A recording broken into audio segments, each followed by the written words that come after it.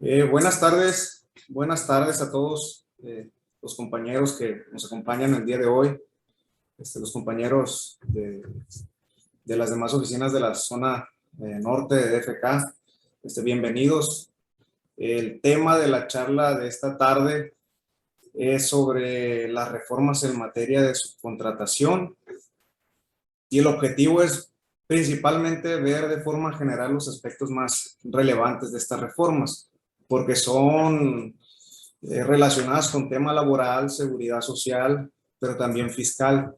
Entonces es un tema prácticamente nuevo, pero que sin embargo todavía quedan muchas dudas respecto al tema en sí, porque no hay una claridad o mucha precisión en cuanto al tema que se va a platicar o al punto de los servicios especializados o ejecución de obras especializadas, sobre todo en el aspecto de cuando se proporciona o se pone personal a disposición de las contratantes. Esos puntos son ahorita los que están causando pues bastante polémica, porque hay muchos criterios y es lo que vamos a tratar ahorita de comentar de forma general. Les pediría de favor que cualquier duda que tengan, me pregunten, activen el micrófono o por el chat va a estar pendiente la contadora Margarita, por cualquier duda o comentario que tengan, ¿no? Bien recibido. Para iniciar les voy a compartir aquí en pantalla las láminas, ¿no? Para ir avanzando aquí con el tema.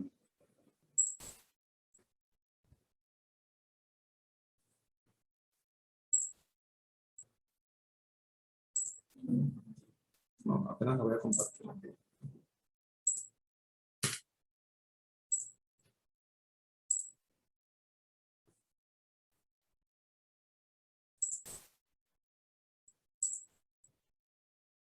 Listo, ¿se alcanza a ver la presentación? Ok.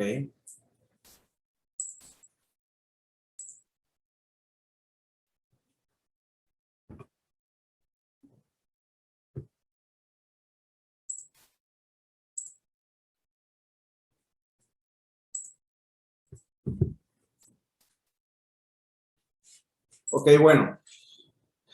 Como les comentaba, el tema pues es básicamente las reformas de subcontratación. En sí nos vamos a referir a las reformas tanto en el tema laboral, les comentaba, seguridad social y en materia fiscal, porque una cosa forzó a que se hicieran cambios no nada más en cuanto a la Ley Federal del Trabajo, sino que se tuvieron que cambiar también otras disposiciones de otras reglamentaciones para efectos de que hubiera relación entre sí, ¿no? Entonces, yo quiero partir del tema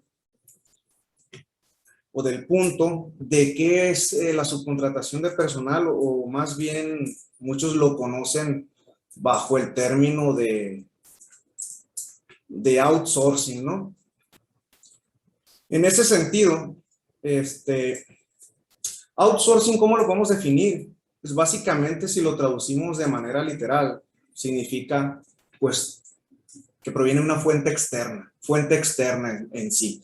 Entonces, cuando hablamos de la prestación de servicio, cuando hablamos de la prestación de servicios de outsourcing, nos estábamos refiriendo a ciertas operaciones a las que recurrían las empresas en donde hacían uso de una fuente externa para hacerse llegar, pues en este caso, del recurso humano para el desarrollo de ciertas actividades dentro de la empresa.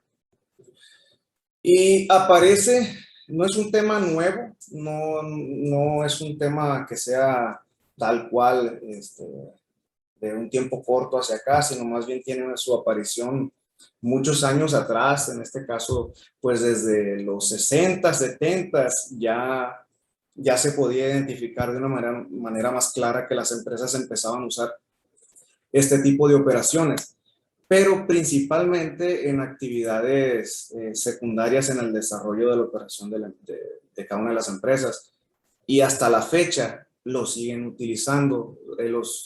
Los servicios, pues básicamente principales y secundarios, en este caso, como les comentaba, pues son aquellos que están relacionados con servicios de limpieza, empresas que se dedican a los servicios de la vigilancia e incluso los mantenimientos, ¿no?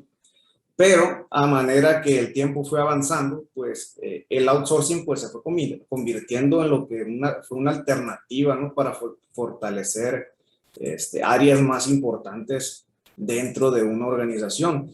Por ejemplo, ya se fue tomando en cuenta para ser utilizado ya en departamentos específicos como el de finanzas, contabilidad, informática, incluso recursos humanos, reclutamiento de personal y en otros aspectos como los legales.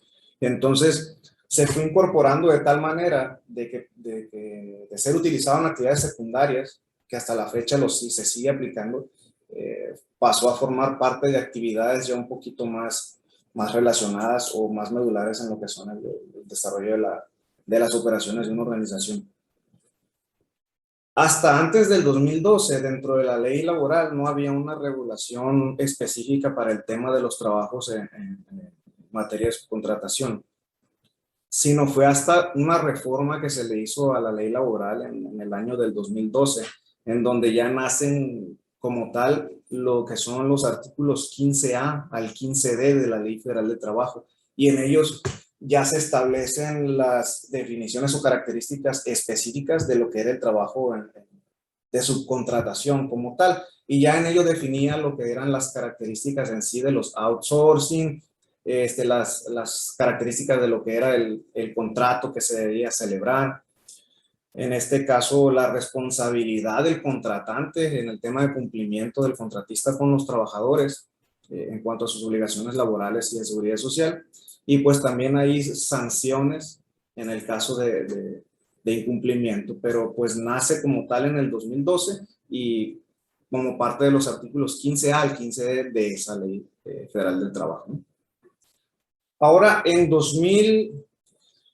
noviembre del 2020, para ser preciso, el 12 de noviembre, el Ejecutivo Federal presentó una propuesta de reforma a lo que es la subcontratación.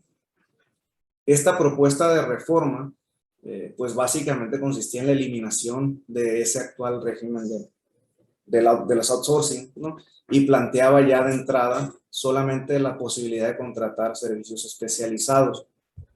Sin embargo, desde la fecha en que se presentó esta propuesta, se tuvieron pláticas entre lo que fue gobierno y el sector empresarial, pues para ir afinando detalles de la reforma, que vino siendo aprobada y publicada hasta el ejercicio 2021, o sea, precisamente en un decreto publicado en el Diario Oficial con fecha 23 de abril del presente año, ¿no? En esa fecha se publica y entran en vigor ciertos cambios. ¿Cuáles? Pues principalmente en materia laboral y de seguridad social, porque como vamos a comentar más adelantito, en la cuestión fiscal y en las leyes reglamentarias que ya son relacionadas con el gobierno, pues las mandan a entrar en vigor hasta el ejercicio 2022. ¿Okay? Ahora bien, ¿qué implicaciones tuvieron estos cambios en materia de subcontratación? Pues uno de los más importantes, como les comentaba, es que solo se permite lo que es subcontratar servicios especializados. Y pues este proceso ha forzado a que muchas de las empresas contratantes absorbieran a su personal productivo, que anteriormente y en muchos de los casos, pues las empresas los tenían mediante el esquema de subcontratación. Y pues esto a fin de eliminar la figura como tal de lo que es el outsourcing en las empresas. Por otro lado, empujaron a sus proveedores de servicios indirectos. Esta definición o este término de servicios indirectos, pues va relacionado con el tema de que no estuviera ligado a lo que es la actividad preponderante del contratante, o en este caso al objeto social. Pero empujaron a estos proveedores de servicios a registrarse en un padrón creado por la Secretaría del Trabajo, denominado REPSE, ya que para poder prestar aquellos servicios, pues va a ser obligación contar. Si no, se va a catalogar como subcontratación prohibida en este caso. Entonces, eso implicaría una subcontratación pues no válida, no permitida, con las consecuencias legales y fiscales que vamos a comentar más adelante, ¿no? Si voy muy rápido, me lo hacen saber, por favor, o si no estoy siendo muy claro. ¿Cuál es el origen y el objetivo planteado por el gobierno que fundó o motivó lo que son estos cambios? Pues principalmente dos aspectos en lo que yo he venido viendo o analizando, y uno de ellos está relacionado con lo que es la protección de los trabajadores. En este caso plantean como objetivos de la reforma fortalecer el empleo y generar certidumbre en los derechos laborales de las y los trabajadores. Y lo que sucede aquí es que estos esquemas de outsourcing, si bien es cierto, muchas empresas cumplían al 100% con llevarlo a cabo de acuerdo a cómo estaba la regulación en la Ley Federal del Trabajo hasta de 2012 hasta 2020, muchas empresas empezaron a utilizar estos esquemas, pues básicamente para registrar la totalidad de sus nóminas de los empleados que están directamente relacionados con sus actividades preponderantes, con el objeto social, pues hasta a través de estas empresas terceras, ¿no?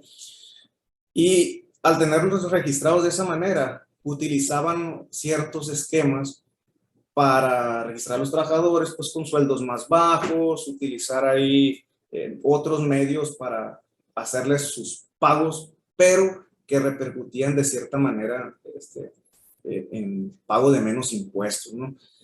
Y con eso, pues también afectaban a los empleados en el sentido de los derechos laborales, como por ejemplo el pago de la PTU. Entonces, ese es uno de los cambios principales en materia de lo que es la certidumbre de derechos laborales, que también trae un cambio que más adelante les voy a comentar, porque en el tema de la PTU se creó un tope, pero aparte de eso, el prohibir la subcontratación de personal y establecer reglas precisas a fin de que las personas físicas, morales, contraten únicamente servicios especializados. Tiene el objetivo o tuvo el objetivo desde un principio erradicar pues las prácticas de simulación en perjuicio de los trabajadores, pero también en perjuicio de lo que es el fisco federal, porque con estos modelos o esquemas de trabajo que tenían las empresas, pues se daban la expedición de facturas por servicios que realmente eran pagos de los sueldos para los trabajadores que tenían registrados en las empresas estas terceras, ¿no? Y pues prácticamente era una forma de eludir el cumplimiento de responsabilidades y cargas de seguridad social. Entonces, básicamente era un perjuicio al fisco federal.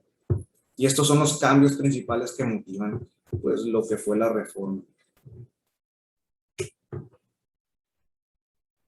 Las disposiciones que regulan este tema, pues básicamente es un decreto que fue publicado, les comentaba, en el Diario Oficial el 23 de abril del 2021.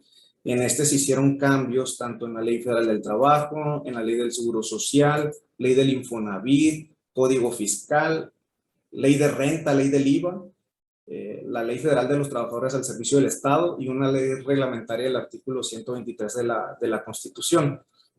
Entonces fueron varias leyes las que sufrieron ciertos cambios, pero también se hizo la publicación en el mes de mayo, con fecha 24, de lo que fueron ya el acuerdo por el que se dan a conocer las reglas o las disposiciones de carácter general para establecer la forma en que se tenían que llevar a cabo lo que era el registro de las personas físicas o morales que prestaran servicios especializados, pues para estar inscritos en este padrón de proveedores denominado REPSO. Entonces, con fecha 24 de mayo se publican estas reglas y hay una tercera disposición, que en este caso es un decreto que se publicó con fecha 31 de julio del 2021.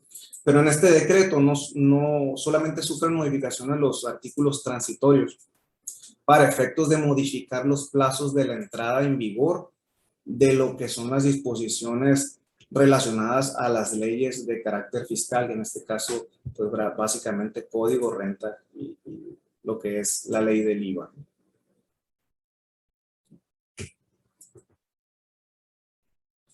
Dentro de los principales cambios en materia laboral, lo dividí de esta manera: principales cambios en materia laboral y de seguridad social y principales modificaciones en materia fiscal.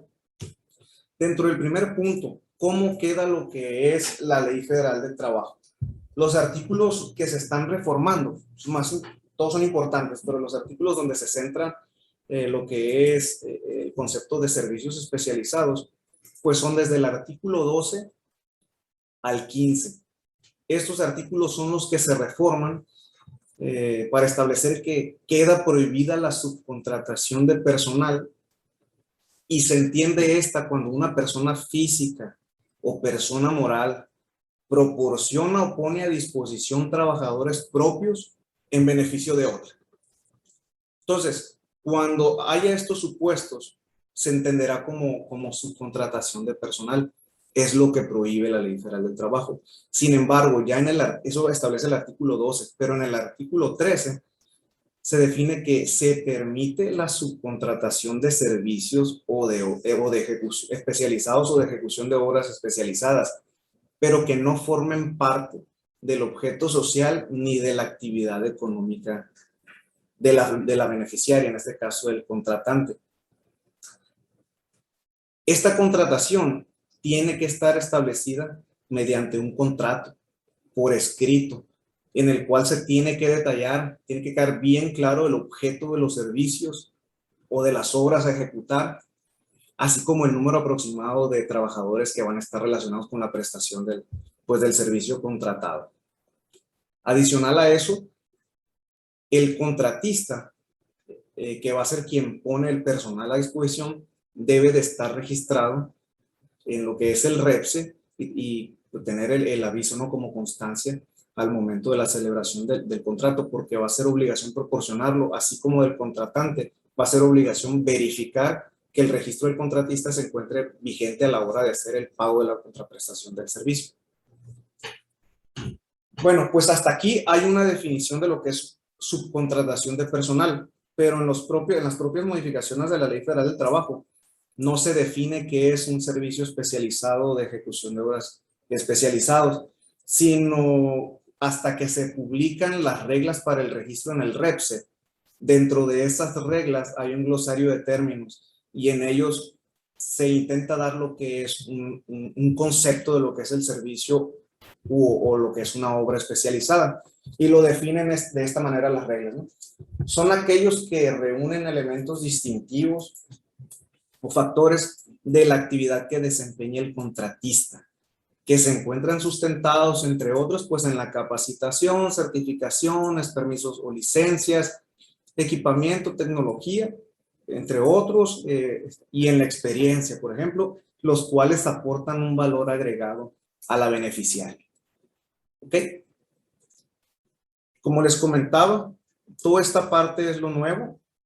También hay otras modificaciones en cuanto al artículo 41, un tercer párrafo de la Ley Federal del Trabajo, que habla cuando son los casos de sustitución patronal, y se hacen las modificaciones a lo que son los artículos 1004A, 1004C, 127, pero ya van relacionados con puntos que les voy a comentar ahorita adelante, que son ya las sanciones y un tema de la PTU, ¿no?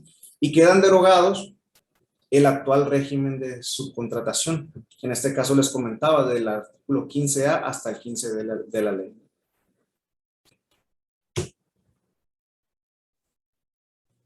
Hasta aquí, ¿alguna pregunta?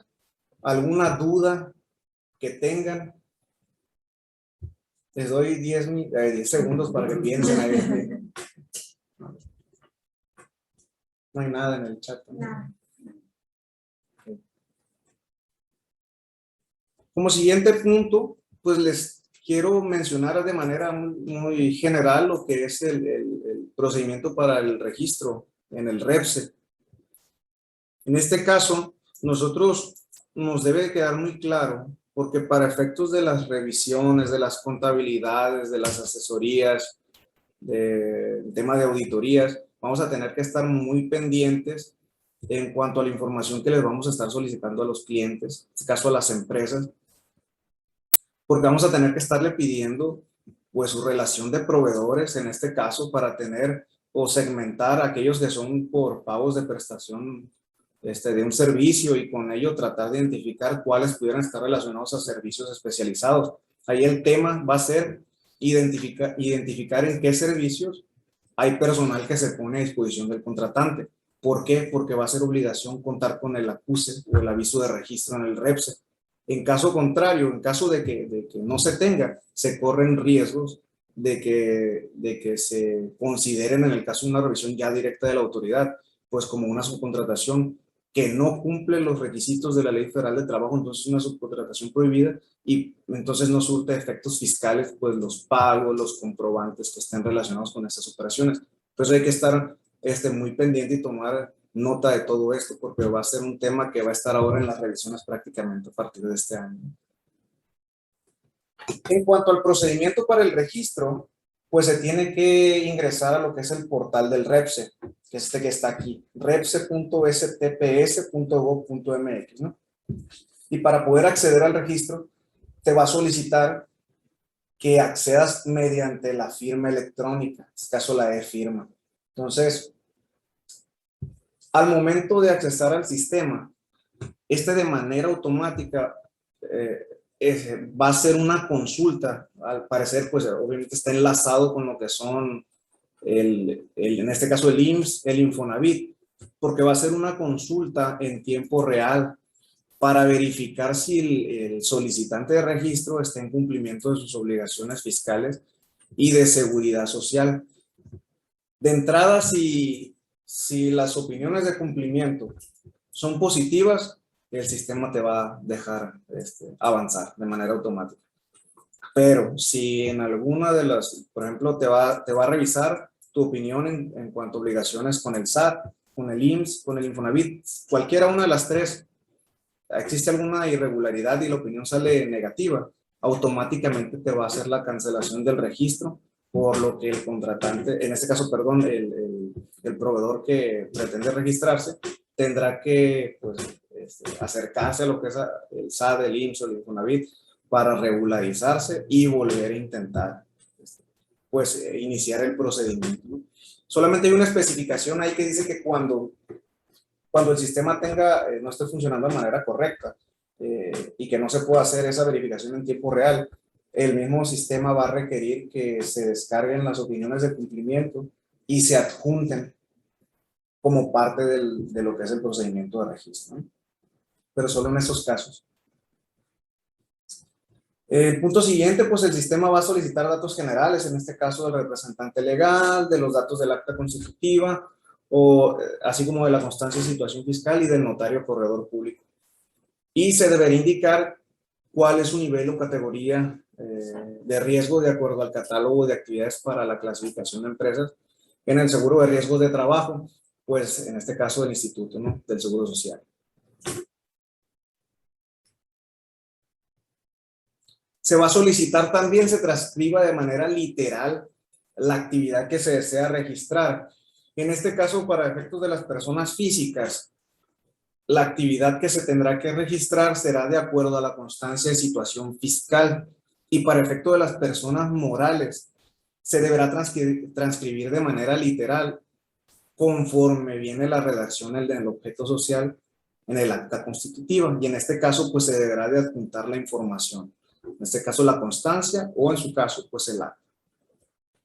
Se deberá capturar las actividades que se desean registrar de manera literal, tal y como aparecen en los documentos que les acabo de comentar, y se deberá indicar en qué categoría del catálogo anexo que se desplegará en el mismo sistema de registro, en cuál se engloba cada una de las actividades solicitadas, y te va a pedir requisitar pues un cuestionario por cada una de las actividades.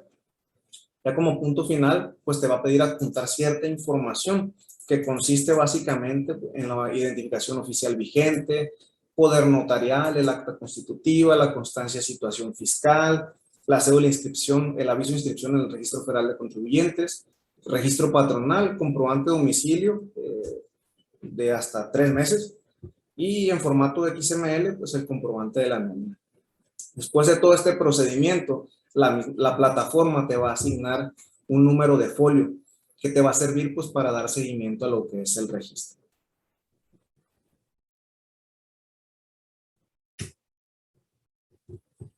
Hasta aquí hay ciertas preguntas que nos podemos hacer. Dudas que están publicadas y que la autoridad pues de cierta manera ha intentado aclarar mediante una sección de preguntas frecuentes que vienen en la página del REPSE, ¿no? Como por ejemplo, ¿quién tiene la obligación de registrarse? Una vez obtenido el registro, ¿qué hacer con él? ¿Por qué causas me pueden denegar el registro? Y si me niegan el registro, ¿lo puedo volver a solicitar? ¿Se puede renovar? ¿Cada cuánto? Y una vez obtenido el registro, pues si este puede ser cancelado, ¿por qué? ¿Por qué motivo? ¿Y cómo? Entonces es muy importante estar al pendiente de la publicación de lo que son pues las preguntas frecuentes, porque la autoridad de un tiempo para acá pues viene aclarando las dudas o pronunciándose de sus criterios mediante la publicación o de este tipo de preguntas tal, como tal.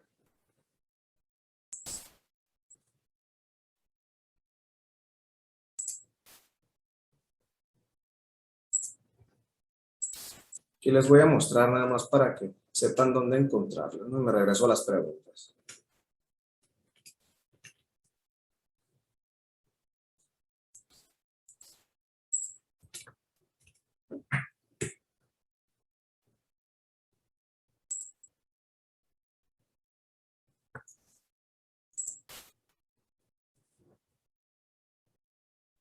Sí se visualiza en lo que es el navegador. ¿Aparece? Sí, pero no está.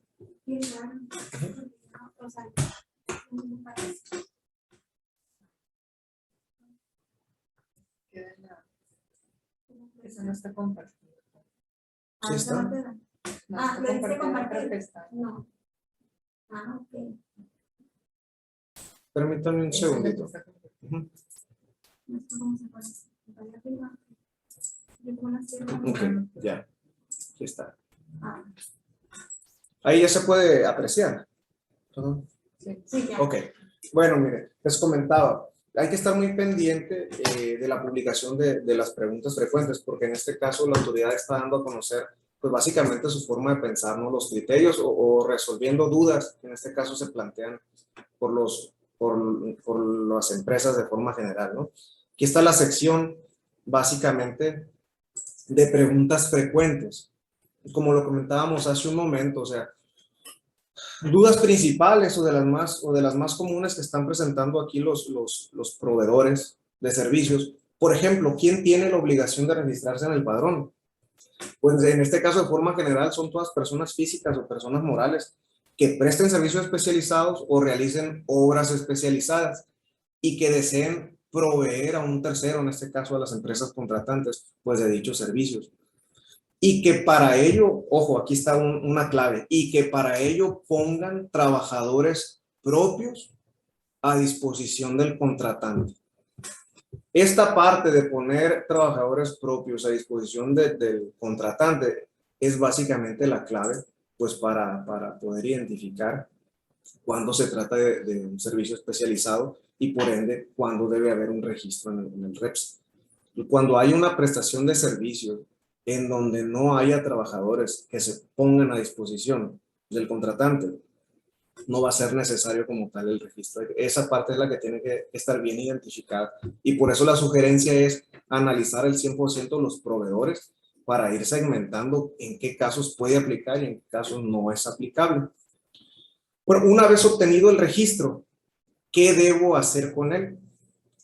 En este caso, el registro deberá de ir manifestado en cada uno de los contratos que se celebren. Es decir, se debe de incluir el número de registro y los folios de las actividades del objeto social o de la constancia de situación fiscal que fueron registrados en el padrón y que corresponden con la actividad específica subcontratada. Aquí lo que les comentaba, hay otra pregunta que dice si soy un prestador de servicios especializados, pero no pongo mis trabajadores a disposición del contratante, ¿debo registrarme? Y prácticamente la respuesta es no. Y una duda que también es muy común, se puede presentar en los contratos mercantiles entre empresas, ¿no? Donde se venden y compran mercancías y los vendedores de mercancías o los fabricantes de la misma, o sea, deben de registrarse.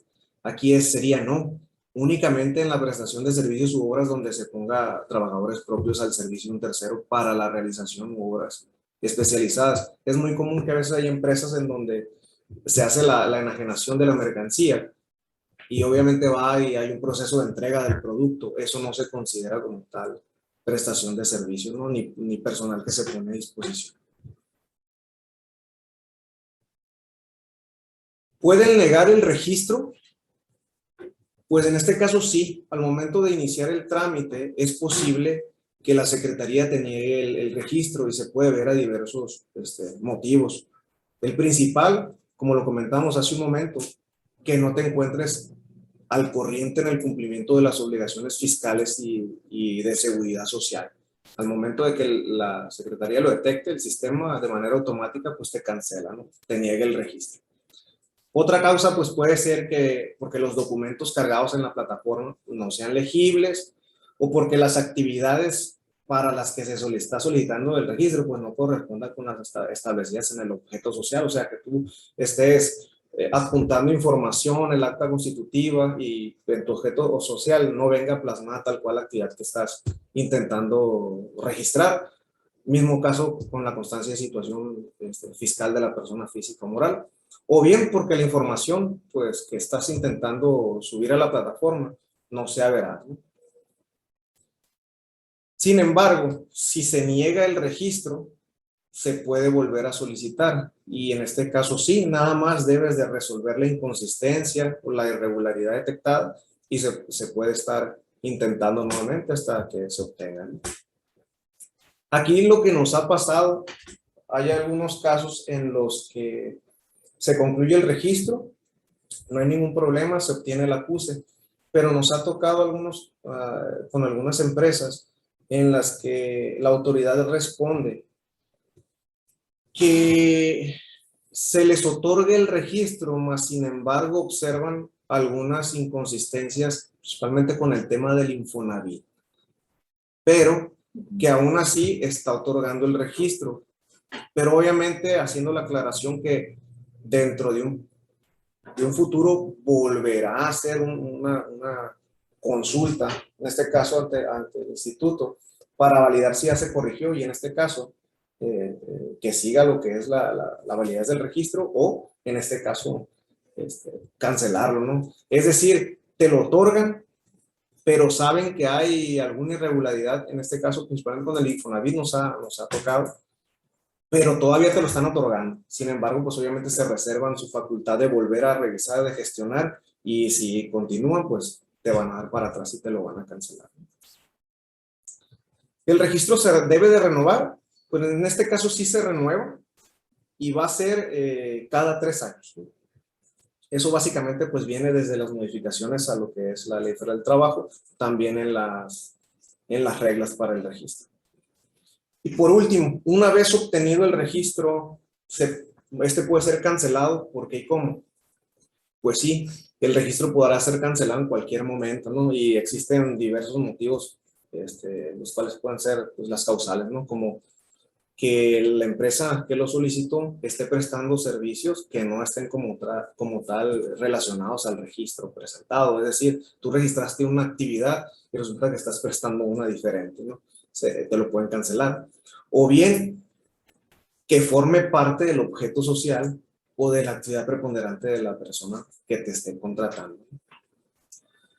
Otro factor pues puede ser que se acredite que existe un adeudo firme por créditos derivados por obligaciones fiscales o de seguridad social, o que se deje de cumplir con los requisitos del registro, o bien transgredir lo que es la Ley Federal del Trabajo, ¿no? En materia de subcontratación, negarse o atender algún requerimiento de la Secretaría, o negarse a lo que son las inspecciones que va a estar empezando a realizar en este caso, pues la misma Secretaría, pues para validar el cumplimiento, ¿no? De todos estos modificaciones y requisitos nuevos.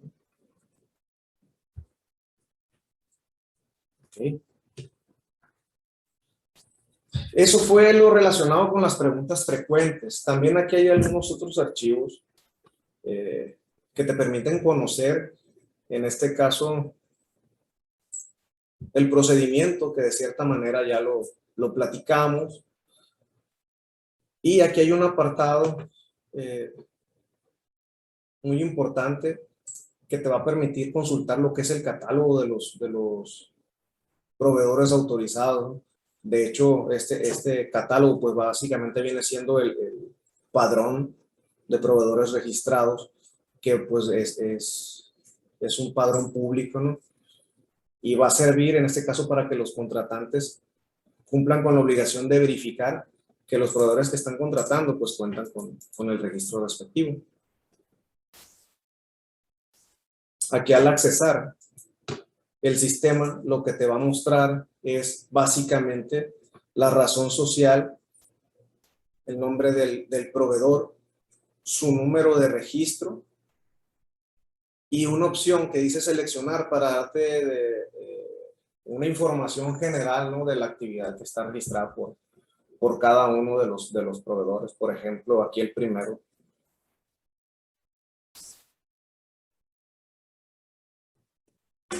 Nombre o razón social, entidad o municipio, su número de aviso de registro, la fecha del aviso de registro, y en este caso te detalla cuáles son los servicios que quedaron registrados de acuerdo al procedimiento para este trabajador, para este patrón, perdón, para este proveedor.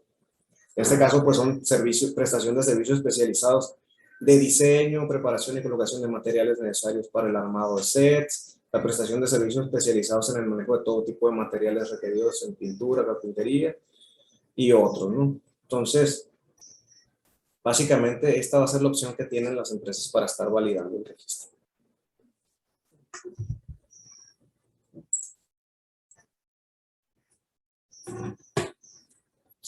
Ya se ve, ¿verdad?, la presentación. Sí, Bueno, continuando, un aspecto muy importante a considerar, lo comentaba, es el tema de proporcionar o poner a disposición trabajadores. Este tema ha sido muy controvertido y hay muchos criterios, porque se puede decir que proporcionar o poner a disposición trabajadores se materializa cuando tú los pones a disposición de la persona que te contrata, pues para que estén bajo su dependencia o que reciban órdenes directamente. Y otros opinan lo contrario. Más sin embargo, hay que estar muy atento a lo que es el criterio de la propia autoridad para ver de qué manera lo está interpretando y cómo va a ser la forma en que va a estar revisando. Porque ellos en sus guías de registro consideran que proporcionar o poner a disposición trabajadores propios en beneficio de un tercero contratante se va a configurar cuando los trabajadores lleven a cabo los servicios especializados en un espacio o centro de trabajo distinto de aquel con quien guardan una relación laboral. Entonces, de esta redacción se puede interpretar que con el hecho de que los trabajadores estén realizando sus actividades en el domicilio fiscal, establecimiento del contratante, pues se va a configurar el poner a disposición o proporcionar trabajadores. En esos casos, la autoridad en sus inspecciones te va a requerir, en este caso, pues el registro respectivo, ¿no?, para que te valide o te dé por bueno pues esos servicios, esas operaciones. También precisar que en aquellos casos en que exista la adquisición de bienes, era lo que les comentaba, con independencia del origen de la relación jurídica contractual y en la cual el contratista esté obligado a su entrega, en el centro de trabajo, pues establecimiento sucursal, no se considera que se actualizan los elementos para contar con el REPS. Es el caso de las compraventas de bien.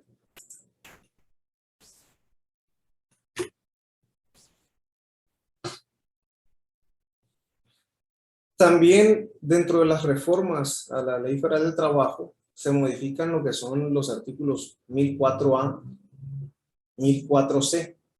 En el 1004A se establece una multa de 250 hasta 5,000 UMAS, que pues corresponden de 22,405 pesos hasta 448,100 para aquellos patrones que no permitan la inspección y la vigilancia de la Secretaría del Trabajo. Y del mismo modo, el artículo 1004A, la multa que establece es de 2,000 hasta 50,000 UMAS, es decir, 179,000 pesos hasta 4,5 millones aproximadamente, para quien realice la subcontratación prohibida.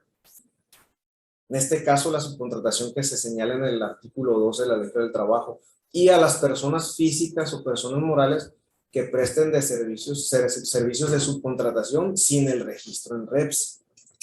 Pero también la multa va a ser aplicable en los mismos términos a quienes sean los beneficiarios de estas operaciones. Entonces las empresas contratantes también están ahí en el supuesto de causal aquí de esta infracción y de multa, no hay que estar muy pendientes.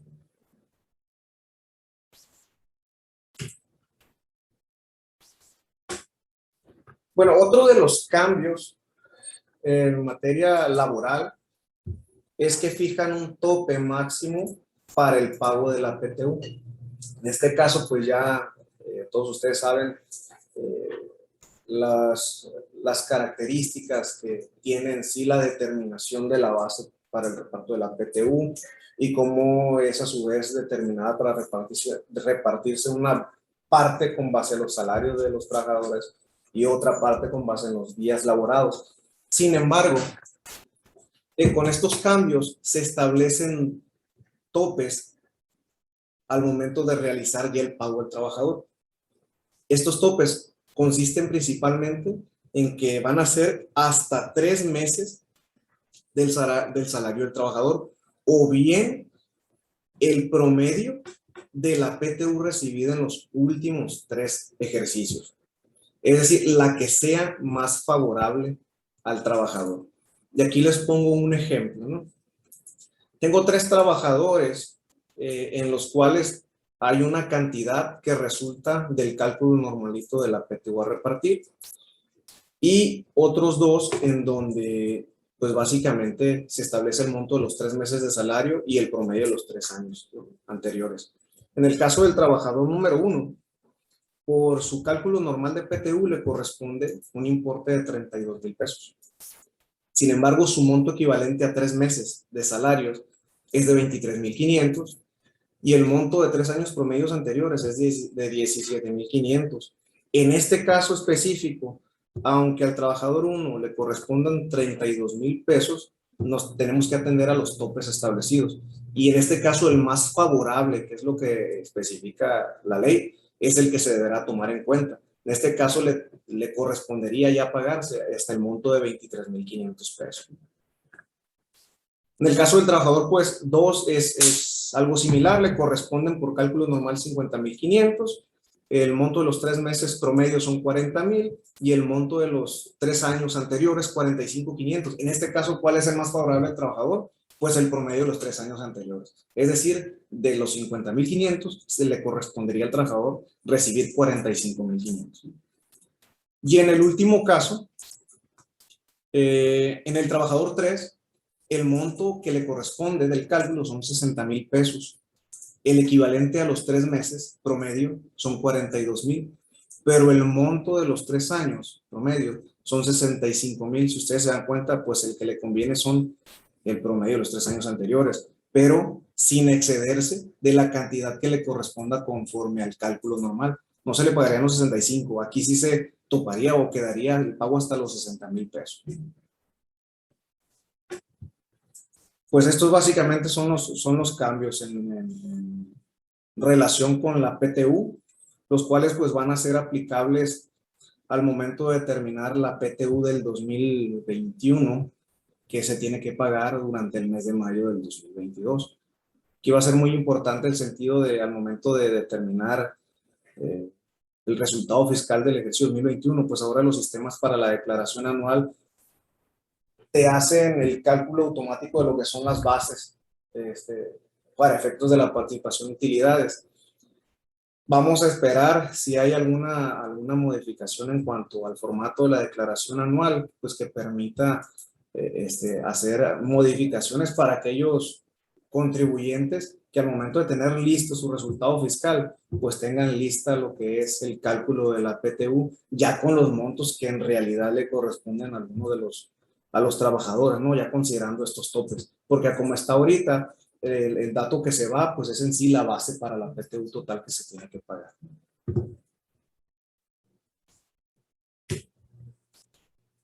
Continuando con el tema de seguridad social, pues para efectos de la ley del IMSS, Aquí los cambios son principalmente la precisión de que la contratación de servicios especializados o la ejecución de obras especializadas pues deben de cumplir con todos los requisitos establecidos en la Ley Federal del Trabajo.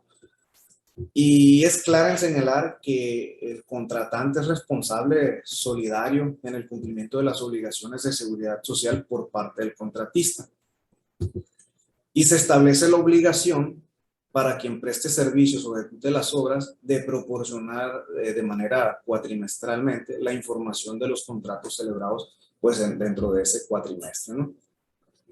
Se deroga por ahí un segundo párrafo del artículo 75 que hablaba de la clasificación de registro por clase y lo que es el establecimiento de como infracción pues el no presentar la informativa que le comentaba sobre los contratos o presentarla fuera del plazo. Hay que poner atención también en esta redacción, o sea, es no presentar o presentar fuera del plazo la información, que en este caso la multa es de 500 hasta 2.000 UMAS, es decir, de 44.800 pesos hasta 179.000 aproximadamente.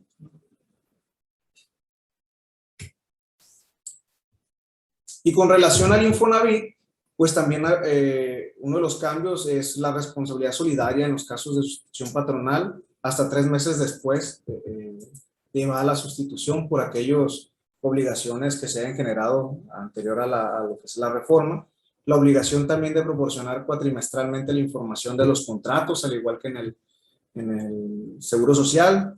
Hay una plataforma para cada caso en particular que ahorita las vamos a comentar.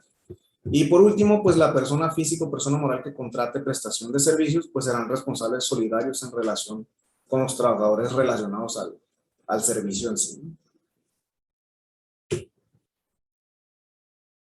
Para el cumplimiento de las informativas cuatrimestrales, ya están disponibles lo que son los sistemas ICSOE para efectos de la información que se tiene que presentar al IMSS y el SISUB para efectos de la información que tienes que entregar a lo que es el Infonavit.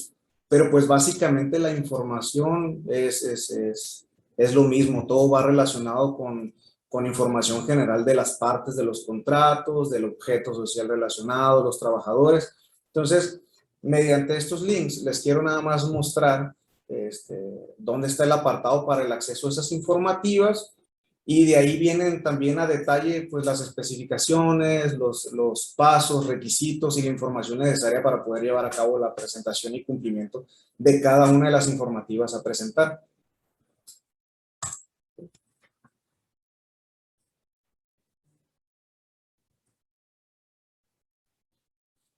En el caso del ICSOE, que es el sistema o la herramienta electrónica para cumplir con la obligación en materia del IMSS, pues básicamente este es el portal. Aquí te da una explicación de en qué consiste la herramienta, seguido ahí por una serie de beneficios de la plataforma, a quién va dirigido y algo importante, los plazos para el cumplimiento de las obligaciones, que en este caso y también en el caso del Infonavit, pues básicamente son los mismos. El cuatrimestre de enero a abril se tiene que presentar a más tardar el 17 de mayo, el cuatrimestre de mayo a agosto a más tardar el 17 de septiembre y del cuatrimestre de septiembre a diciembre, pues a más tardar el 17 de enero del siguiente año.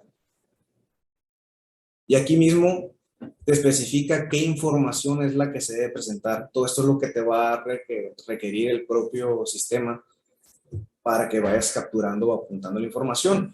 Principalmente información general del contratante y del contratista, en este caso las partes, ¿no? que están en el contrato, el nombre, denominación social, el RFC, el domicilio, correo electrónico, teléfono de contacto. Y del contrato en sí, pues su objeto, periodo de vigencia, la relación de los trabajadores con ciertos datos como la CUR, número de seguridad social, y en este caso salario, base de cotización.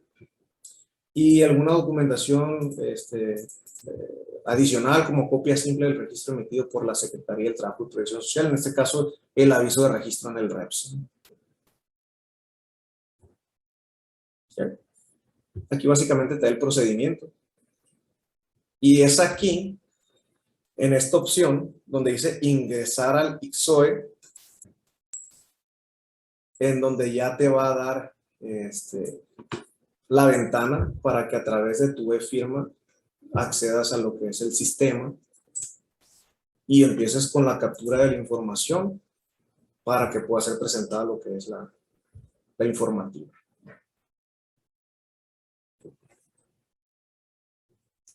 ¿Hasta aquí alguna pregunta, alguna duda? ¿Algo? Pero ya que termine yo sí voy a preguntar. A ver si pusieron atención. Bueno. Ese es en el caso del ICSOE. Y para el caso del Infonavit es muy similar. El sistema se denomina SISU. Y es una plataforma muy parecida. A ver, aquí me está marcando error.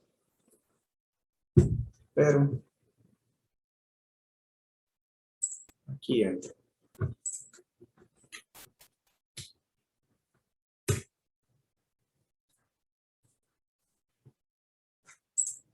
En el buscador aquí lo podemos poner como SISU. Y automáticamente les va a dar la liga de acceso, en donde le va a mostrar también información general de lo que es la plataforma o la herramienta. Y aquí te va a decir, pues, ok, es el sistema de información de subcontratación.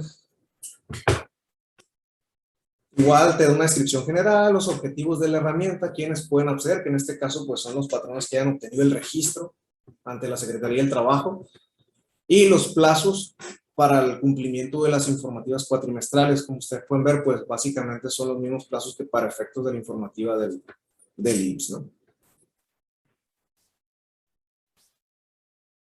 Continúa con los requisitos para la presentación, el trámite es en línea, pero en este caso necesitas acceder a lo que es el portal empresarial del Infonavit. Accediendo al portal empresarial, pues vas a poder requisitar en sí lo que te solicita la plataforma. Aquí mismo te están señalando los requisitos y los pasos a seguir. Básicamente es el procedimiento, ¿no? Aquí algo importante, la obligación se va a dar por cumplida al presentar tu información a través del sistema y al obtener el acuse de trámite aceptado a través de lo que es la plataforma. Entonces, aquí están las cuestiones generales. Hay que explorar la herramienta, van a ir saliendo dudas, hasta hace no muchos estaban haciendo ya adecuaciones, pero pues prácticamente son las dos plataformas implementadas por las autoridades para efectos del cumplimiento de estas nuevas obligaciones en materia de subcontratación. ¿Okay?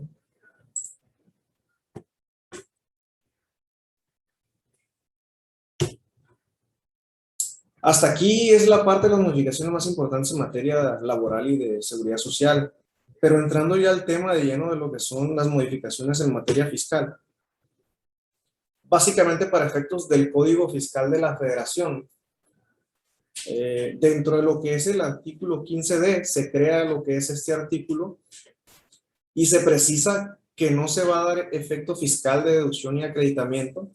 Primero, a pagos por subcontratación de personal relacionados al objeto social o actividad económica del contratante, es decir, a la subcontratación a que se refiere el artículo 12 de la Ley Federal del Trabajo. Pero también cuando los trabajadores del contratista hayan sido trabajadores del contratante y hayan sido transferidos por cualquier figura utilizada, ¿no? O bien cuando los trabajadores que provea o ponga a disposición del contratista abarquen las actividades preponderantes del contratante, que es lo que hemos venido platicando. Aquí la intención es de que cuando haya servicios con trabajadores de por medio que sean puestos a disposición, no estén ligados al objeto social o a la actividad económica principal de la persona que contrata.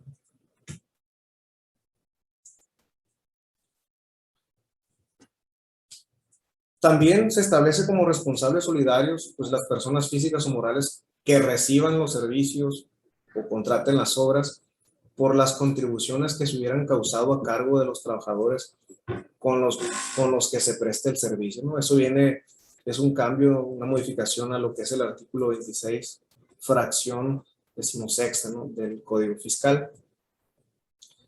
Se va a considerar como agravante en la comisión de una infracción pues el realizar la deducción o acreditamiento de pagos por subcontratación de personal prohibida.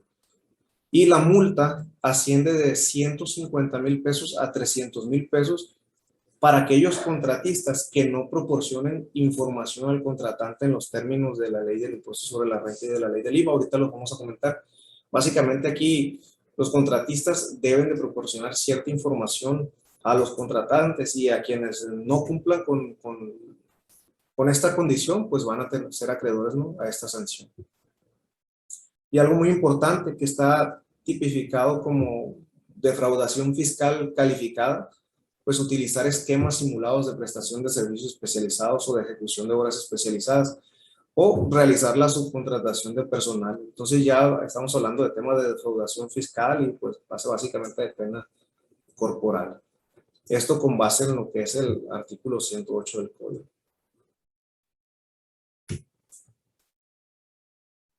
En cuanto a los cambios en materia de ley del impuesto sobre la renta y ley del IVA, las modificaciones consisten básicamente en que se incluyen como requisitos para deducir o acreditar obtener cierta documentación por parte del contratista, que básicamente consta para efectos del impuesto sobre la renta en obtener copia de los comprobantes de nóminas, en este caso los FDI, pero también el recibo bancario del entero de las retenciones de ISR por salario, así como los pagos de las cuotas IMSS y del Infonavit. Y para efectos del IVA, pues también copias de las declaraciones del impuesto al valor agregado, así como el acuse de recibo de pago bancario del periodo por el cual se llevaron a cabo las operaciones entre las partes, ¿no? Y otro cambio en lo que corresponde a IVA, a partir del 1 de septiembre de 2021, pues queda derogada lo que es la fracción cuarta del artículo 1A de esta ley, que era la que contemplaba la obligación de retener el 6% en aquellos servicios prestados por personas físicas o morales en los que hubiera personal puesto a disposición. A partir del 1 de septiembre, pues queda derogada y ya no es obligación que venga la retención en las operaciones, ¿no?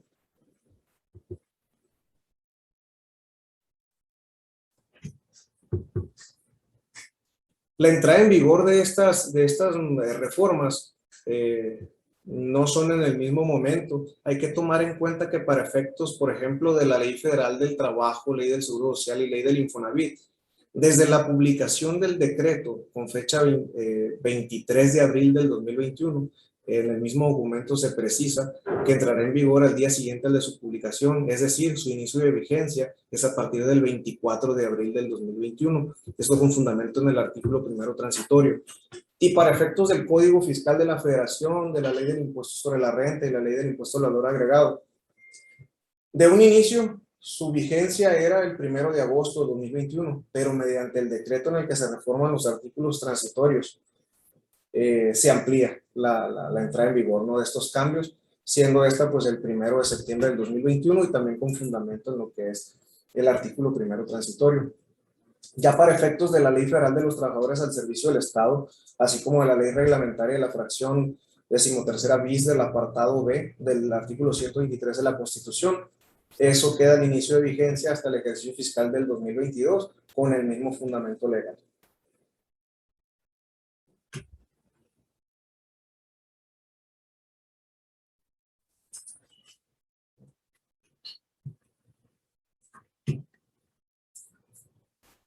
Bueno, por último, un punto muy importante que no queremos dejar pasar es el tema de lo que es lavado de dinero. Ya de tiempo atrás existía un criterio publicado por la UIF con relación a la ley antilavado y de las actividades realizadas bajo el esquema de outsourcing. Y en este caso ese criterio pues establecía que en este caso el outsourcing era considerado una actividad vulnerable de acuerdo al artículo 17, fracción 11ª, pues de la ley antilavado. Entonces, en ese sentido, los contratistas, que son los prestadores de servicio de outsourcing, o que eran los prestadores de servicio de outsourcing, pues tenían la obligación de cumplir con lo que la ley antilavado pues establecía, ¿no? Que era el registro, la identificación, presentación de avisos, ¿no? Pues, si se materializaban los supuestos que vienen ahí. Entonces, la autoridad da a conocer en el portal de prevención de lavado de dinero pues sus criterios mediante la publicación de preguntas frecuentes. Una pregunta aquí muy interesante que da a entender que para efectos del cumplimiento de esta ley, aquellas empresas que cuenten con su registro en el padrón de prestadoras de servicios especializados, obras especializadas, pues van a tener la obligación, en este caso, de registrarse también en el portal de la ley antilavado y cumplir pues con lo establecido, ¿no? Por dicho ordenamiento, si se materializan los supuestos que les acabo de comentar, ¿no? Relacionados con la fracción 11 del artículo 17. Muy importante estar al pendiente de la publicación de estas preguntas, porque es un tema que todavía está generando también muchas dudas, pero es al menos la interpretación que se le da, ¿no?, a estas publicaciones hasta el momento, a reservas de que aquí en adelante pudiera aclararse algo por la autoridad, ¿no? Porque van a ser muchos los casos, ¿no? Aquí en la página del portal de la ley antilavado, en la sección de ley Piorti, viene una sección aquí al final que dice preguntas frecuentes y criterios. Aquí es donde se están publicando pues todas las dudas relacionadas con la realización de actividades vulnerables, y es donde viene publicada la pregunta que les acabo de comentar.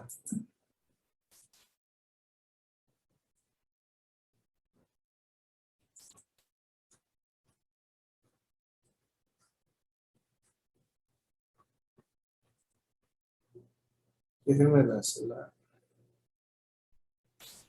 aquí está. Cualquier empresa que se inscriba en el registro de prestadoras de servicios especializados o obras especializadas, REPSE, conforme al artículo 15 de la Ley Federal del Trabajo, está obligada a registrarse como actividad vulnerable conforme al artículo 12 del reglamento de la Ley Antilavado. Pues prácticamente la respuesta de la autoridad es que independientemente de que conforme a la Ley Federal de Trabajo se tenga la obligación o no de estar registrado en el REPSE, lo que detona la obligación de llevar a cabo el trámite de alta y registro como actividad vulnerable, pues es que el servicio prestado se lleve a cabo en términos de lo que establece el inciso B de la fracción 11ª del artículo 17 de la ley en mención. O sea, es decir, que se prepare para el cliente o se lleve a cabo en nombre y representación del cliente la administración o manejo de recursos, valores o cualquier otro activo de los clientes, con independencia de que en dicha administración se incluya o no la facultad de tomar decisión sobre el destino de los recursos, valores, y que el prestador del servicio se limite a seguir instrucciones del cliente. Con base en eso, los especialistas en materia de ley antilavado dicen que en concordancia con como está el criterio anterior, interpretan de que hasta ahorita los proveedores que estén registrados en REPSE tienen la obligación de registrarse en el portal de la ley antilavado y cumplir en todo caso si se materializan los supuestos establecidos para esta ley en específico.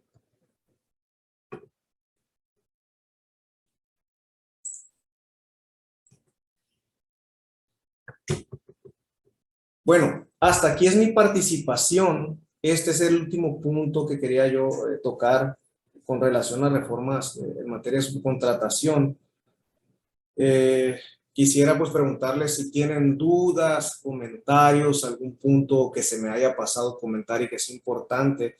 Con todo gusto, tienen con toda confianza, pregunten, escriban en el chat o activen el micrófono. Aquí estamos escuchando.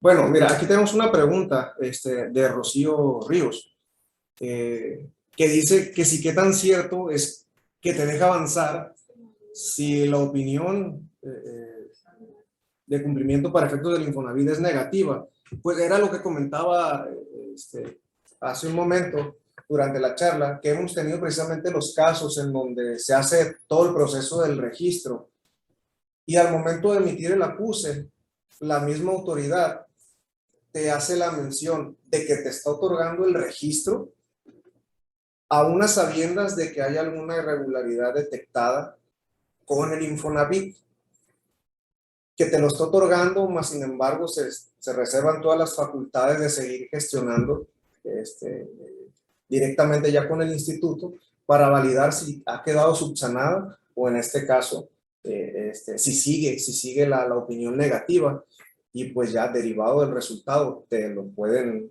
cancelar, ¿no? Pero sí hemos tenido esos casos que aún y teniendo alguna inconsistencia para efectos del Infonavit te otorgan el registro. Y lo recomendable obviamente es que rápido te acerques, ¿no? Y trates de detectar cuál es esa anomalía y quede regularizado.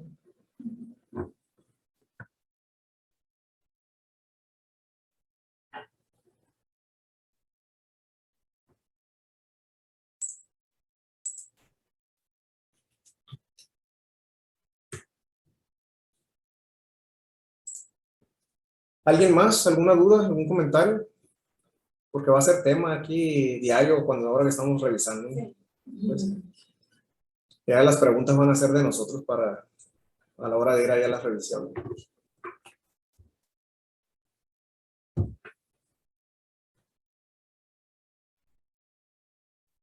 Okay.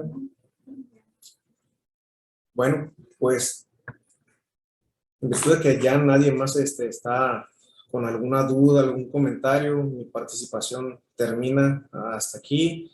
Me dio mucho gusto compartir el tema con ustedes y pues quedo nada más a la orden aquí junto con todo el equipo para cualquier duda posterior que se les presente. Muchas gracias.